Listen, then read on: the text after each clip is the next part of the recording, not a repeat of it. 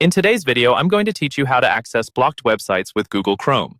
Whether you're looking to browse with more freedom or simply want to explore websites restricted in your region, this process is incredibly straightforward and easy to follow.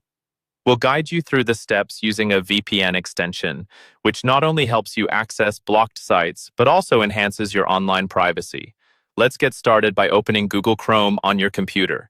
Direct your attention to the top right corner of your browser where you'll see a three-dot menu icon. By clicking on this, a drop-down menu will appear. From here, hover over More Tools and select Extensions. This action will take you to the Extensions Management page where we can begin our setup. On the left-hand side of this page, you're going to notice an option labeled Open Chrome Web Store. Click on this link, and you'll be directed to the Chrome Web Store, a large library of extensions that can add functionality to your browser.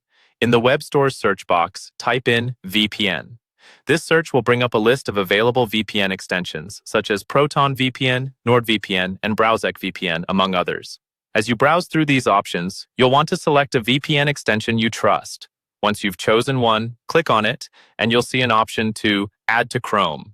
Select this option, and then confirm your choice by clicking Add Extension. This will initiate the download and installation of the VPN extension to your browser. Now that your VPN extension has been successfully added, you'll want to make sure that it's easy to access whenever you need it.